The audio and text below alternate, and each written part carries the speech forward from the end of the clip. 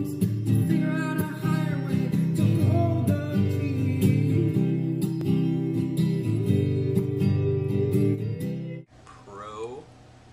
Professional hippie.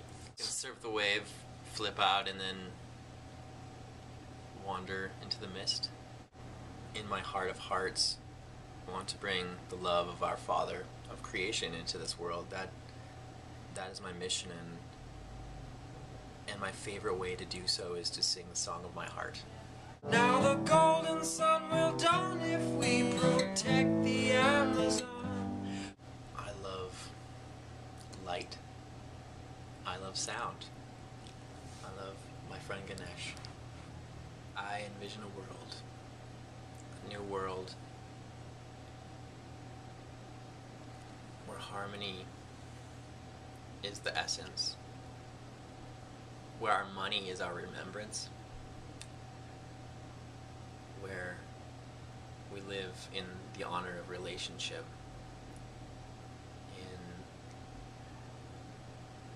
in a state of listening and a flow of positive action. I remember like being introduced to ideas about the Illuminati and all these different power structures that govern the world and our freedoms, and I got pretty scared. I got pretty depressed about it, but it definitely got me thinking and got me moving in a way that was part survival, part I know there's something more. Whatever this new world is, it's wrapped up in all our fears of this world. There's a dream I had once, and I remember running down this long hall, and I opened up this door, and in that door, in that room, was George Bush and his mother. George W. Bush was sitting like at his mom's side, and he was holding a little calf, and he had a little bottle of milk, and he was like feeding the little calf. I remember wanting to dislike him.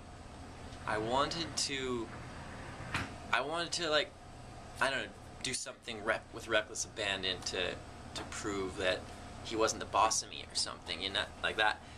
But I just couldn't stop feeling like this is a man that loves his mother. Both came to the awareness that we had to get out of there. So we went and hopped in a semi-truck, and George Bush was driving me in a semi-truck, and we came to a canyon, and we did a big jump, like Dukes of Hazzard style, and we were like in the air, and like that timeless moment, me and George were like and bam, we landed, and we give the biggest high five to each other. It was pure bliss. Me and George Bush. George Bush, he's like, I know, he's like, he's the enemy, you know, but he's a good guy. Like he's just trying to do his thing the best he can in his own way. And I woke from the dream partly like, oh man, what was I doing hanging out with George Bush? Like, that sucks. But like on another level, I really knew that I was on the right track, because the real deal is loving your enemy.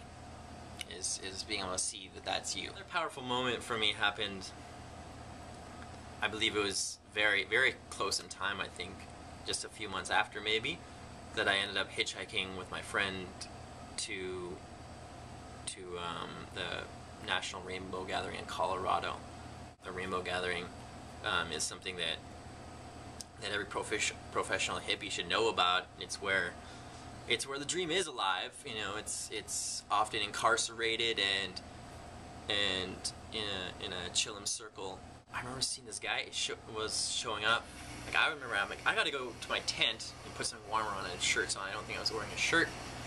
And like, it's turning to get cold, and I see this guy show up in the circle, and people were saying, "Are you cold?" Because he was wearing nothing except a sock on his penis. And that was, you know, that was cause for attention, really.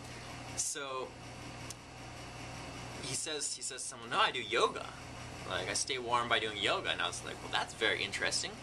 I've taken a few yoga classes, you know, did a little downward dog in my day. But didn't really know much about the superpowers, really, that yoga could offer. It was like, it's cold, you know, that's my thinking. Like, we're in the mountains, like, it starts to get frosty, like, I need clothes on to be able to live. But this guy, who's already, you know, a visual to behold with a man with a sock on his penis, and I was a little bit ahead of him because I had shorts up to there, so I decided, like, hey, let's do yoga. I'm cold too. And he showed me what I learned later to be the 5 Tibetans. Whatever it was, I remember feeling an incredible wave of bliss wash over me. I remember seeing like these flowers, these shapes in the sky, and they were like, there was a V, there's a circle, and then these other fractal shapes were coming in. And then I took another look, and it was this guy. Bing! Ganesh. Although I didn't even know his name at that point.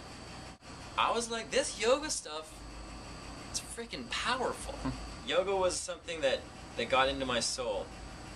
And within 6 months later, I was in India.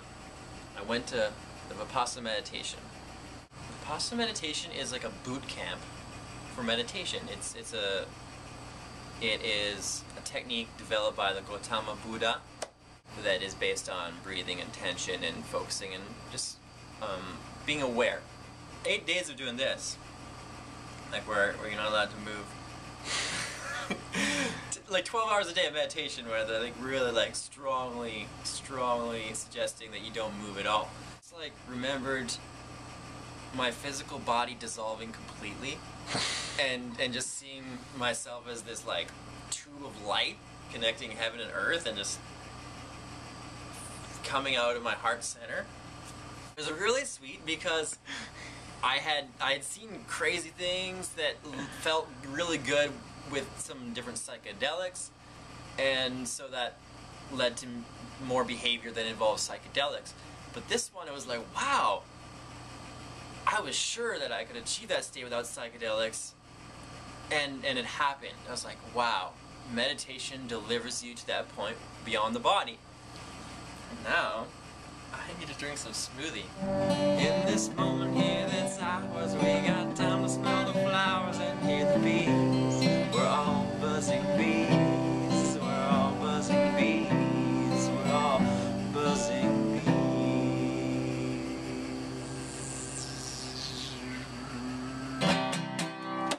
Each